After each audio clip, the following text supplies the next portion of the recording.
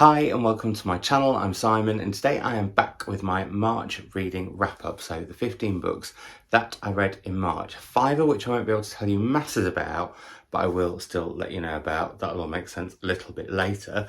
Before that though, I just wanted to say I'm wearing my Elmer top, as this video is kind of a dedication in honour to David McKee, who sadly died today and who created Elmer along with Mr. Ben, another one of us. But Elmer's particularly special to me because Elmer, I guess, was, my mum says this, probably my first sort of like gay role model as a kid, because Elmer's so colourful and different. And yeah, I just sort of wanted to sort of say thank you really to David McKee, because without Elmer I might not be the reader that I am today. So there we go.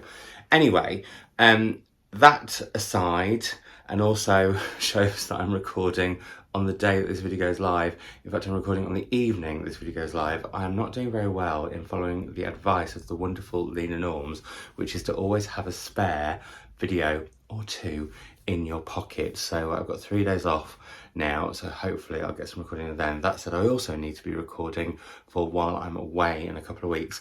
We have people staying in the house, so don't you come and try and take my books.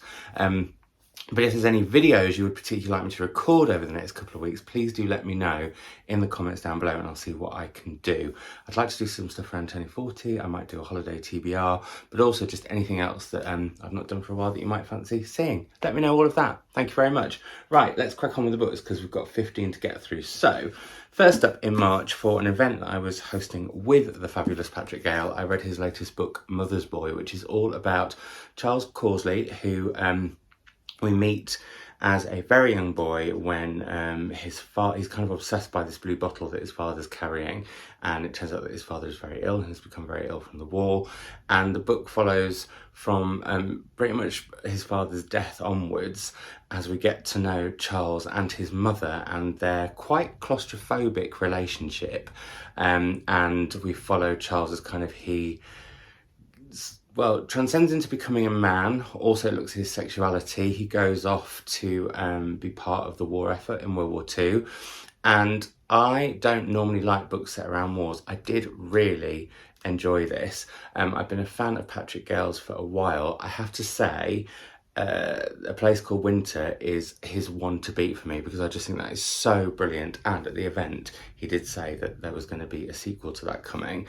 But what I loved about this particularly was this mother-son relationship, which I don't think we see very often, and looks at a single mother and their child. And that really chimes with me, because my mum was a single mum, very, very different situation obviously, but it looks at where those relationships can be brilliant, but also where they can be quite difficult, and where they can, I need to word this carefully in case she watches this.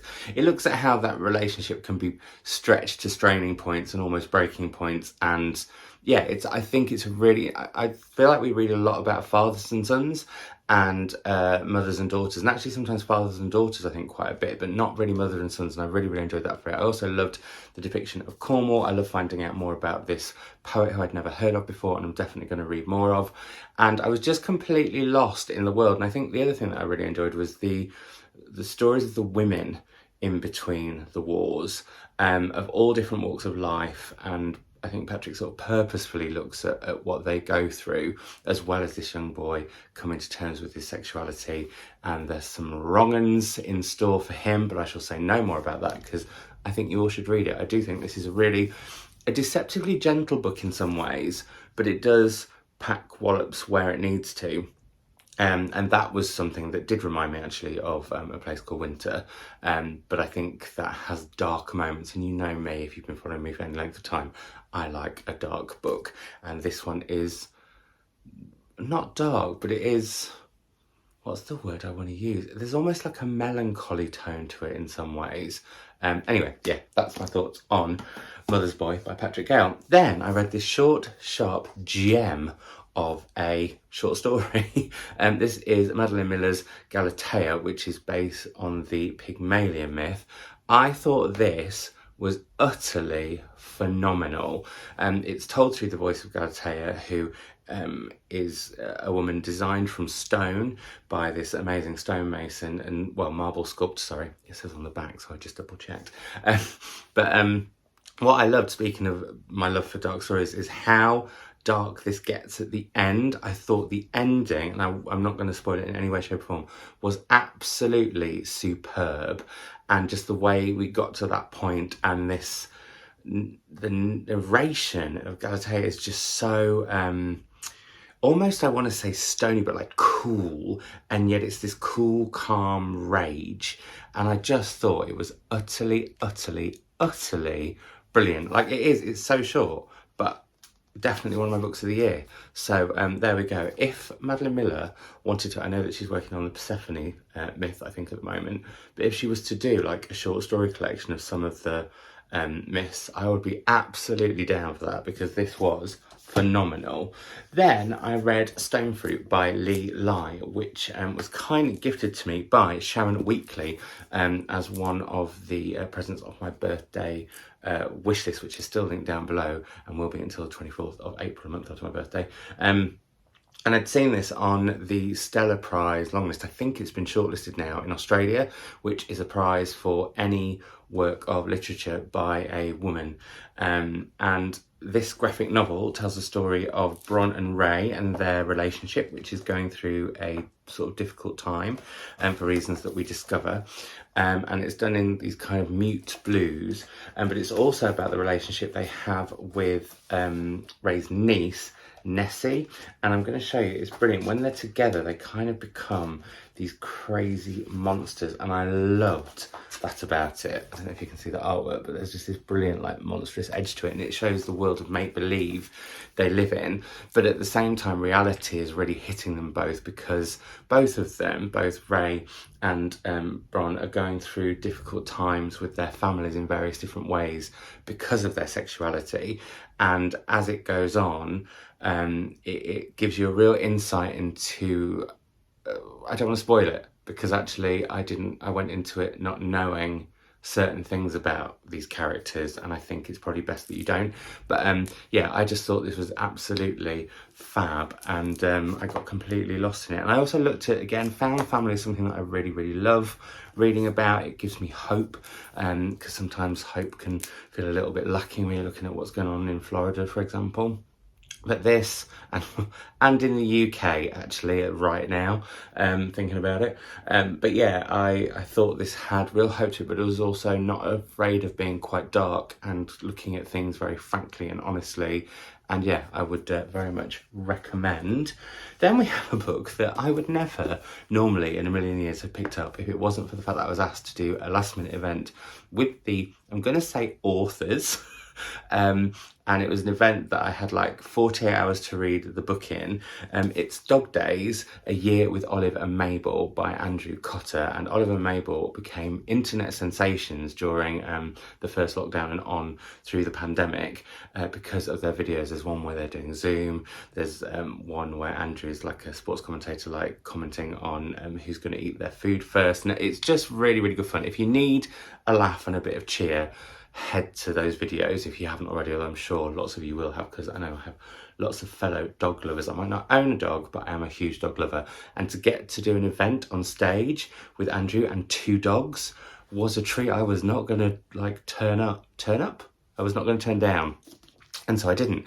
And so I read this, and this is a diary of 1 year during the pandemic, and how Andrew is sort of dealing with this fame that Olive and Mabel have found, and so therefore he has, and how that changes their lives, and at the same time also really looks at how the dogs were incredible for him, because they didn't know what was going on, they didn't know there was a pandemic, and so kind of having that attitude around him was really helpful. I just thought it was really interesting. It also looks really interestingly at fame, and yeah, I was not expecting to read this. Like I said, it isn't the sort of thing I was picking up, but actually at the time as well, work was, I mean, I keep talking about how bonkers work is, and I say that as I've just taken on a new project while I'm still doing this big project with story trails and augmented reality throughout libraries over the summer, and I'm actually going to be in 4 different cities for I think 6 weeks from May to June. That's going to be a time. Anyway, but when my brain's really, really busy, this is the sort of, actually I found, perfect sort of antidote to that, because I just got lost in this joy of Oliver Mabel. But also there were some moments in this where I was like, I can't believe, some of it felt really historic, like the first vaccine happening and stuff like that, but in a really kind of positive way. So yeah, I thought this was really, really good fun. Not my usual cup of tea, but I did enjoy it, and to get to do an event with the 3 of them was lovely. Onto a book I thought I was going to absolutely love, and absolutely didn't. It's The School for Good Mothers by Jessamine Chan, and I'm so sad about it because I was so excited for this one. It was sort of one of my, what would I say, it's one of my most anticipated books. It was definitely a book I was excited about that was coming out. And the premise that I had been given about it was about a woman who makes a mistake when she's caring for her own child, and it's set in a slightly future dystopia where people are watching how you behave with your children. If you don't behave in the way the government and everything sees fit, your child is taken away from you and you are sent to a parenting school, be it a school for good mothers or be it a school for good fathers, because we do discover there is one for fathers. Now, my issue was Frida, who is the main character, leaves her child, not just like for an hour to pop like for a coffee, or, you know, and I've talked about in my haul, I know, like, my grandparents accidentally left my uncle when he wasn't very old on the bed because they just forgot that they had 4 children and they were so used to having 3, and I think they left him for maybe 25 minutes or something like that before they realised, so probably 25 minutes getting back.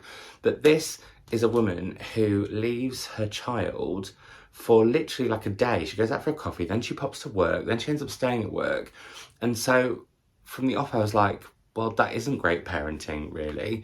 And even when we find out why she was in that state at that time, it still, to me, didn't justify the action. So therefore, from the off, I wasn't on board. And yet we meet other characters who have had situations with their children, which are, to be fair, worse than what Frida has done, although we're not really there to place judgment. The government obviously is. But there were other parents who'd done things that I thought, if that had been a case, like there's one parent who they just turn their back, they're having quite a difficult phone conversation, their child falls and hurts himself, that child is taken away from them, they are put into the school. And I was like, well, if that was the narrative we were following, then I would have more empathy and understanding. Now, some people might say, well, Jessamine Chan is trying to challenge you from the off, but I just didn't think that worked. And also I found it quite repetitive. That's going to happen with a book like this because they're being, you know, reprogrammed and educated. I did find when they meet the children they work with, that is so sinister. I thought that was brilliant. But none of the other characters really came out fully formed, or any of the other women or men that Frida meets. And I don't think you have to like characters to be engaged with them, but I think you have to care. And I'll be honest, I just sort of didn't care. And even when it came to the ending, which I thought was quite clever, well, not even clever, I thought it was just quite good, I just wasn't sold. And it is a real shame. I probably will read whatever Jessamine Chan publishes next, but I don't think I'd rush to it.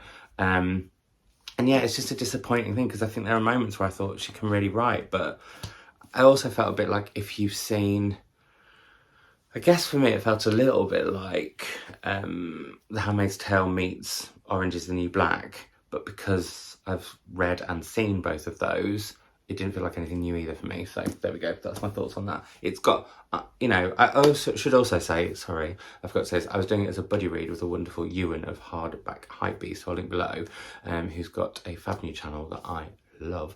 And I'm really glad I read it with him because we had some similar thoughts, but I just, he didn't like it. I think he liked it even less than I did. So go and see his thoughts basically as well in his wrap up. Then on to the books that I read for the British Book Awards. So I have been judging the debut category, which is made up of these 6 books. Now I have talked about 4 of them before. Open Water by Caleb Zuma Nelson, which is about a couple of young black people who are in the arts, and it's about their relationship. It's told in the you perspective. I always get my perspectives wrong when I try and say what they are, but it's told like that, and is a really interesting look at black masculinity in the UK and what it's like to be a black man now. Then there is Luster, which is all about Edie, who's a character that you will never forget, who is in a relationship with an older white man, and it's how she kind of comes to be part of his family in a way, and what follows on from there. Yeah, it's quite a Edie you don't forget, and yeah, I talked about it before anyway, but there's Luster. Then we have Assembly by Natasha Brown, which I've read a couple of times now.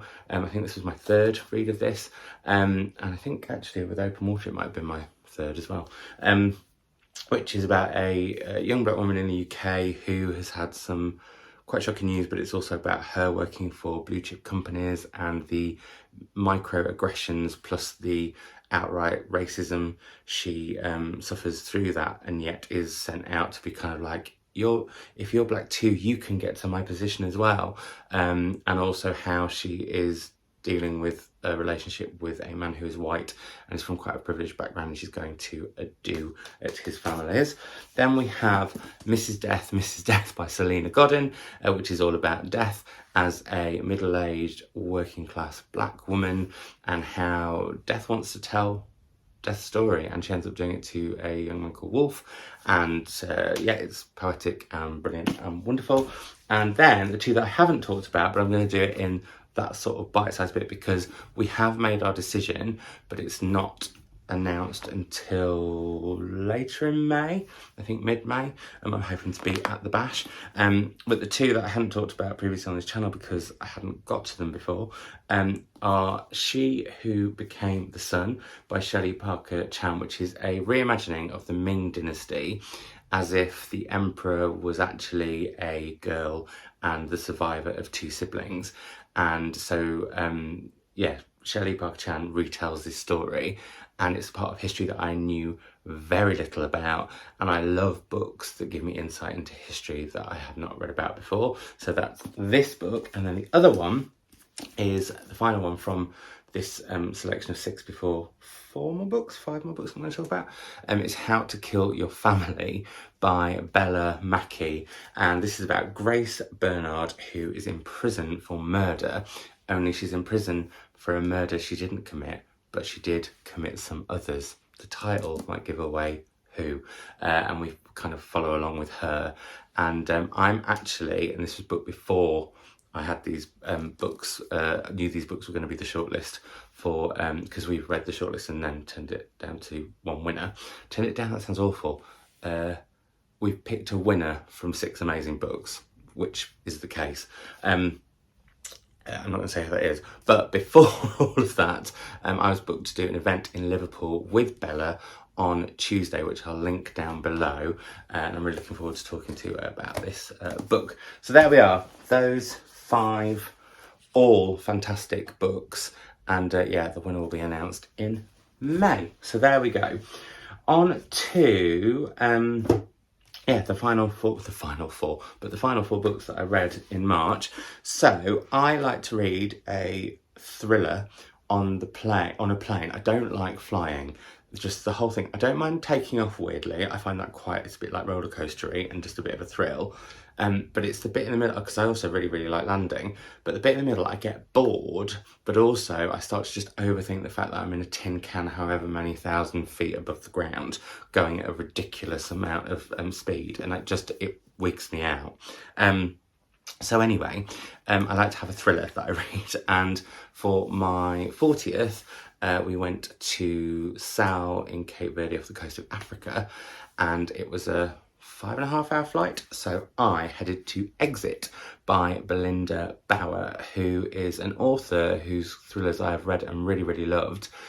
I struggled with this one initially a bit because I am not used to crimes having sort of a sense of humour, apart from Kate Atkinson. Kate Atkinson does that brilliantly, And I think because I'd read her non-crime books beforehand that have that sort of dark comedy to them, when she put it into crime, I went with it, but I'm not so used to it. But once I got into the swing of it, this is a really interesting book. So it's all about Felix Pink, who is an exeter, and exeteers are people who will, there's always two of them, and they will sit with someone whilst they take their last breath. They don't help them, they just sit with them, and they've already had the kit to be able to do it. And so this book, and interestingly, the last crime thriller I read by Susan Hill was about people's right to choose to die.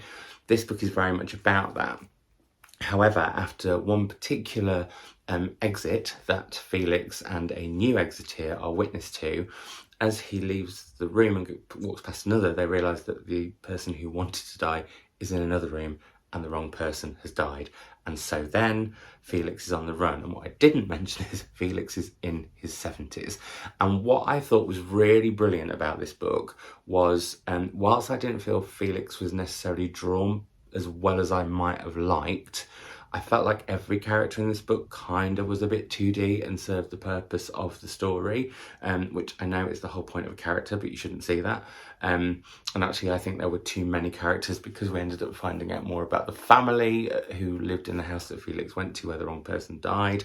And then we find out like all these different police members of staff. And yeah, so that was a bit much. But when we find out why Felix chooses to be an exeter because of what he's experienced with his wife and his son, I found that really, really moving, and it did make me laugh. And once I got into the swing of it, I felt the middle was a bit overly long, and whereas the end was sort of quite rushed, but I did enjoy it overall. I know I've just made that sound like I really, really didn't, but I'm just explaining why I think I went into it in kind of the wrong mindset, because I think for a plane, I need like a real, not dark, but like totally gripping, page turning, you don't want to put it down. Whereas sometimes I had to put this down because some of the subject matter was quite heavy, but done in this really honest, open way of the fact that, you know, when people die and when people are ill, there are funny moments, and even when you're grieving, there are funny moments, and I liked that honesty about it. But yeah, so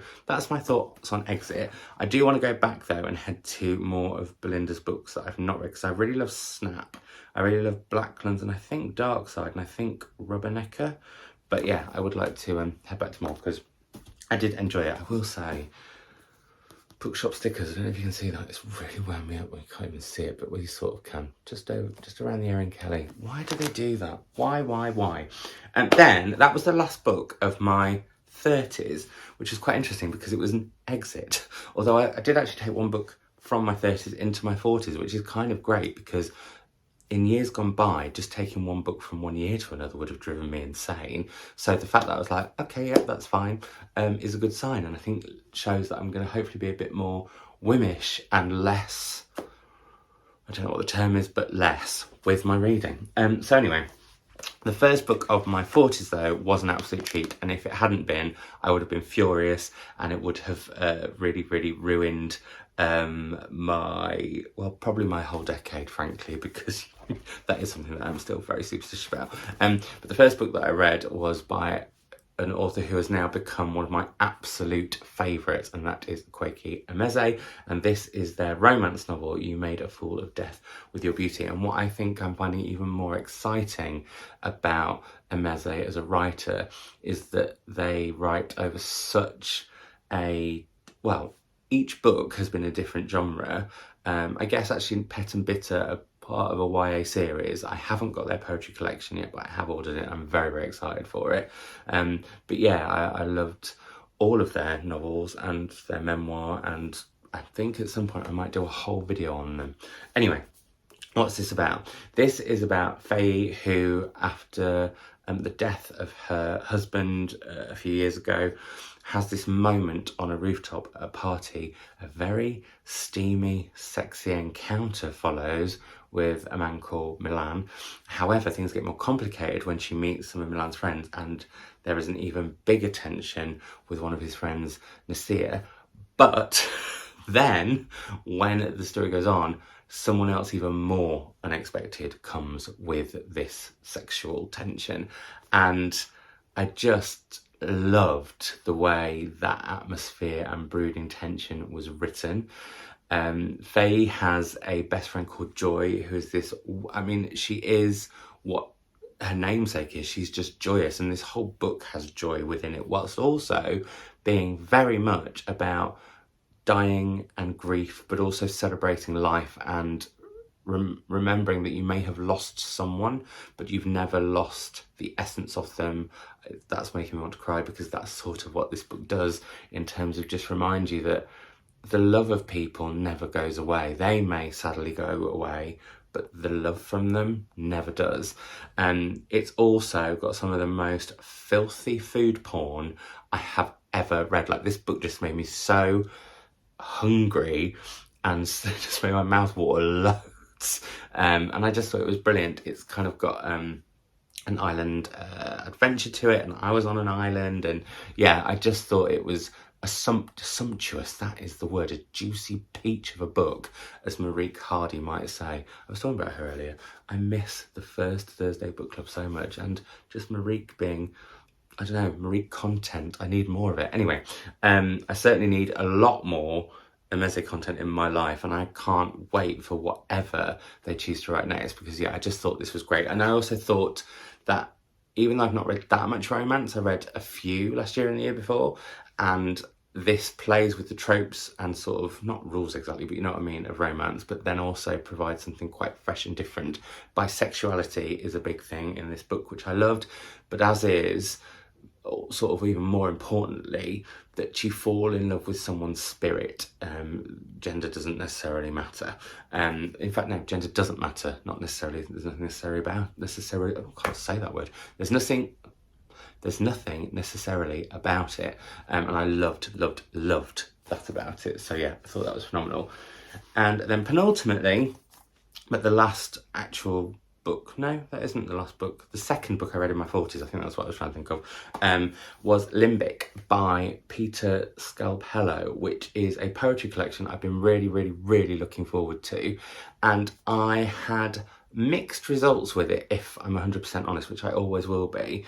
Part of that might be because I overhyped it in my head and thought this was going to be the best poetry collection I've ever read, partly because I think I've got into this habit now where very much like when I first got into reading sort of fiction for grown-ups, I would head to LGBTQIA plus novels because they would make me feel seen, and I felt like they chime with me, and so they were the beginnings of my journey into reading. And because I'm late with falling in love with poetry, and I'm still sort of teetering on the edge, I guess, I like quite a lot of it. I love some of it, but I'm often baffled by quite a bit of it, and actually that is very much the case of how I felt with Limbic overall.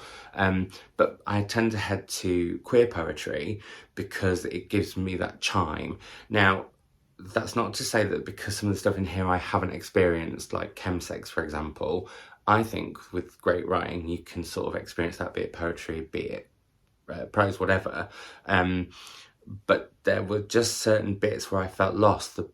The collection is in 3 parts. You have Ego, you have Elegy, and you have Ecstasy. And I think in order, I thought Elegy was amazing, I thought Ecstasy was really good, and I thought the first half of Ego was brilliant, but the second half just completely and utterly lost me. And because that was the first segment, it sort of threw me and I stumbled a little bit from there. But there are some absolutely stunning poems, and you know, I want to find, where's the one that I really loved. Sorry, I should have found this earlier and put it aside. But it's just like, to the young person who wants to die, wounds need air to heal, remember. When you're falling, air's all around you. And I just thought that there's just moments like that, and then there's some where you've got the black paper but the white text, and there's Ode to Tracksuit, which is all like, which reminded me a bit of Andrew McMillan's, sort of where it's like playing on masculinity. There's a lot of that going on. What was the other one that I loved? Don't really have a type, but please be masculine, sort of looking at some of the stereotypes and some of the odd, almost misogyny actually within the gay male community particularly. And I liked all of that, but yeah, occasionally just bits just lost me a little bit. And I think that was possibly me putting too much on it rather than the book itself. So there we have that one.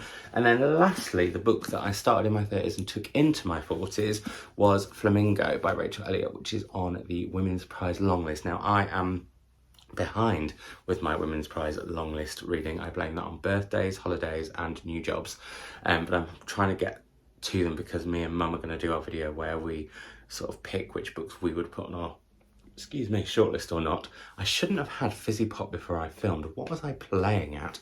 Anyway, so this book was an interesting read for me because the first sort of third I wasn't sure about it, and then I absolutely kind of went with it and fell in love with it, and yet I sort of, since I've read it, it's faded a tiny bit with me. But let me explain what it's about. So in the beginning we meet two characters. I want to say Ray. Have I said Ray already? Yeah, Ray. No, I'm right. Ray, I am right. I'm right. I shouldn't question myself all the time. I should believe in knowing what I'm talking about.